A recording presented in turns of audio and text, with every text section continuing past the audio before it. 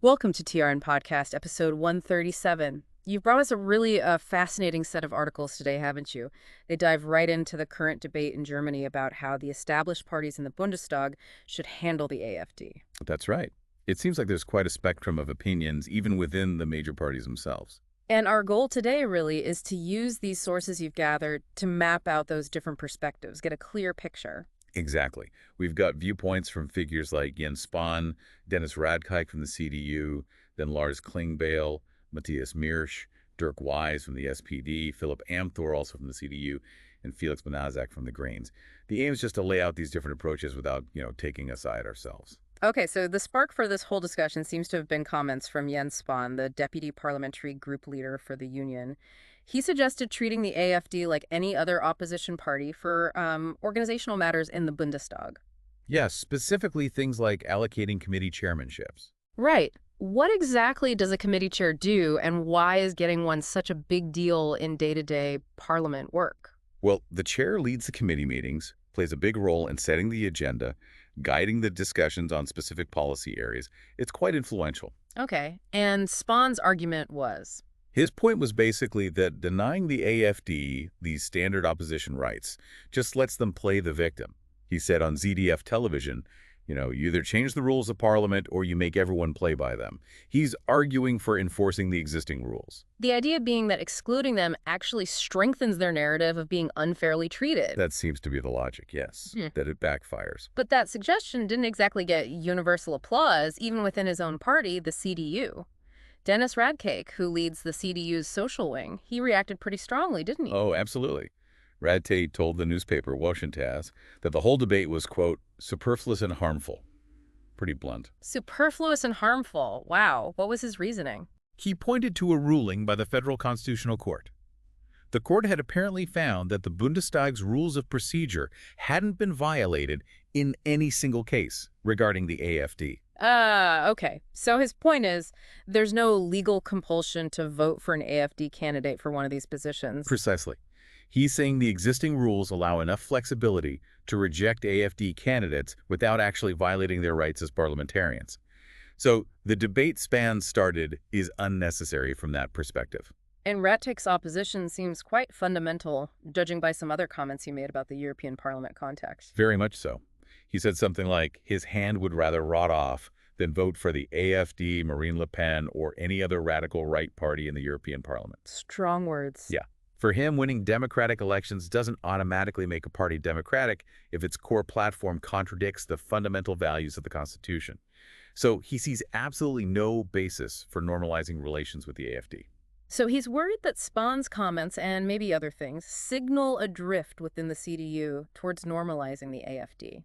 Exactly. Radtke criticized that the CDU seemed to have completely lost its compass and was giving the impression of being open to normalization. He even brought up a joint motion on migration policy from late January that passed with AfD votes. He saw that as another worrying sign of rapprochement. He seemed to link it, yes, as part of a pattern that he finds concerning. Okay, so that's some significant pushback from within the CDU. What about the SPD? They also rejected Spahn's idea pretty clearly. Lars Klingbeil, the SPD leader. Yes, Klingbeil called Spahn's remarks unnecessary and wrong. He was very clear that from the Social Democrats' side, there would be no normalization of relations with the AfD. He made that quite personal, didn't he? He did. He said, I will not raise my hand in the Bundestag for an AfD politician. That leaves very little room for doubt about the SPD's stance. It's a clear line against accepting the AfD in key parliamentary roles. And he also pointed out that this isn't a new issue, that the AfD has consistently failed to secure these kinds of positions in the past. That's right. He mentioned that ever since the AfD entered the Bundestag in 2017, all their candidates for deputy speaker posts have been rejected. And in the previous legislative period, they didn't get any committee chairmanships either. So Klingbeil is essentially saying the current practice of rejecting them is already established and should continue. Exactly. He's reinforcing the status quo, framing Spahn's intervention as disruptive and unnecessary. Klingbeil also had a, shall we say, political interpretation of why Spahn might be raising this now, something about internal union politics. Yes, he called it foul play against Friedrich Merz, the CDU leader. He noted the timing, coming shortly after the CDU, CSU, and SPD had supposedly agreed on forming a coalition. This implies Klingbeil suspected Spahn's move might be aimed internally within the union.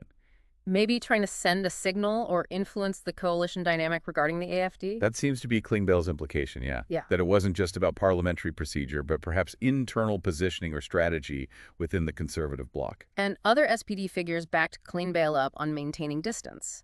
Yes. Matthias Miersch, the SPD General Secretary, stressed that they expect a united front from the SPD and the Union in rejecting AfD candidates for committee chairs, arguing the AfD systematically attacks democracy. And Dirk Wise. Dirk Wise, the deputy SPD parliamentary group leader, basically said that as future coalition partners, they'd coordinate on all important issues, and that definitely includes how to handle AfD candidates. Yeah. So it reinforces this image of SPD unity on the matter. Okay, so we have Spahn suggesting procedural normalcy, Radtke and the SPD strongly rejecting any normalization. But then there's another thread, isn't there?